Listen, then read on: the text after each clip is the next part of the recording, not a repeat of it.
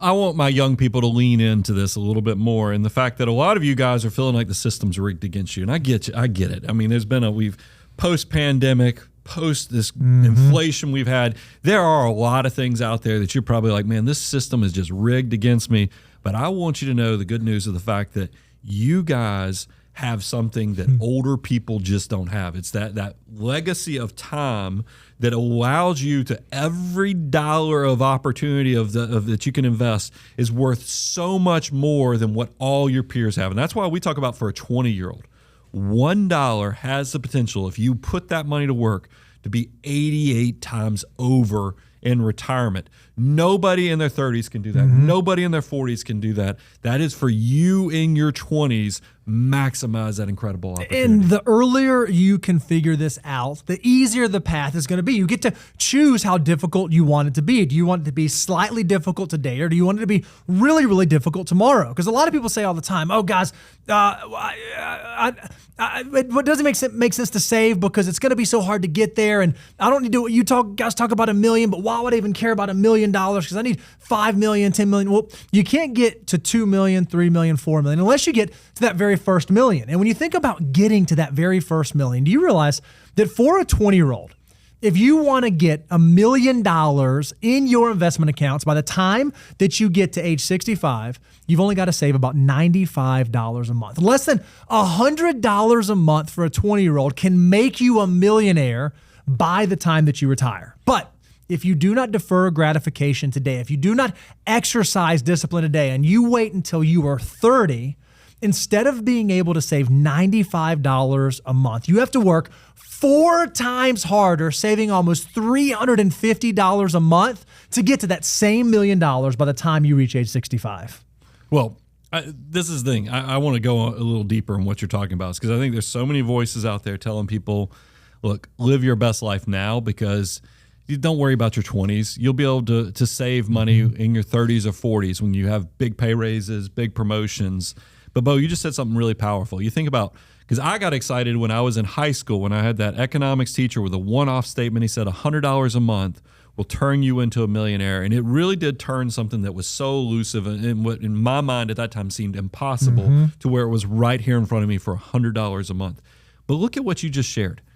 4 times harder for a 30-year-old. Imagine if you're surprised if you're somebody who does live your best life in your 20s and 30s, when you find out to become a millionaire by the time you're 40s, instead of saving $95 a month like the 20-year-old, you have to save $1,000 a month. That is 10 times harder. So it's back to the point. If you can be disciplined, you get to choose your heart. It's much easier to take just a moment, just a little tiny portion of today to build that great, big, beautiful tomorrow. But if you procrastinate and wait, you can still do it. It's just going to require a lot more of you and a lot more of your hard sacrifice and discipline. So what is financial discipline? Well, it's simply a lived behavior that then turns into a habit. Again, discipline is a lived behavior done over enough time that then it becomes a habit. This is what financial discipline is not. We've already alluded to this. It's not an income. We know that 60% of people making over $100,000 a year claim that they live paycheck to paycheck. 60%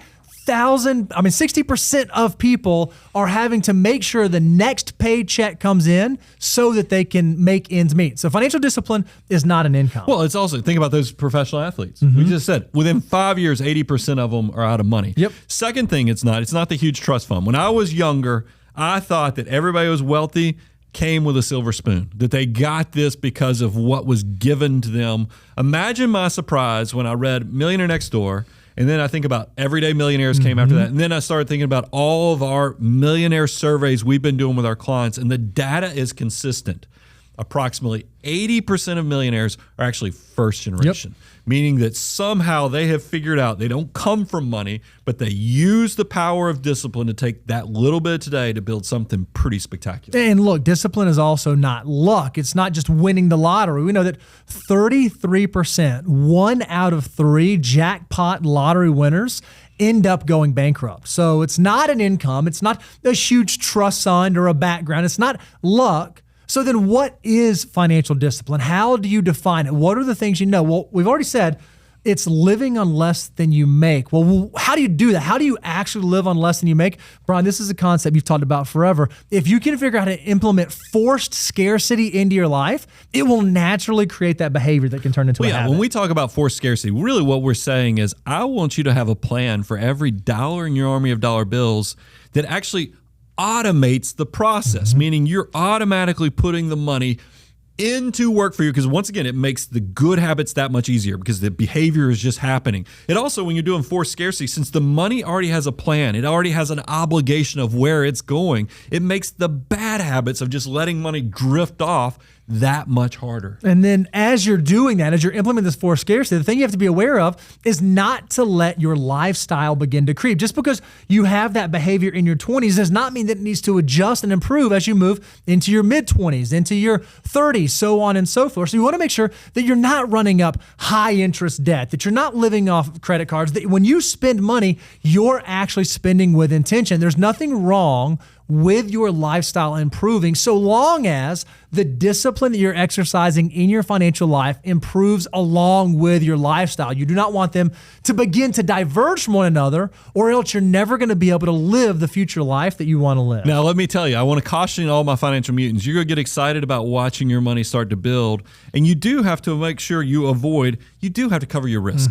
Because a lot of you guys, once you see how powerful your dollars can become, you'll want to throw the whole kitchen sink. But don't skip out on building that emergency fund, making sure you understand like term life insurance and other things, because we don't want you making desperate decisions just because you went so far out on the risk spectrum trying to make your army of dollar bills work that much harder.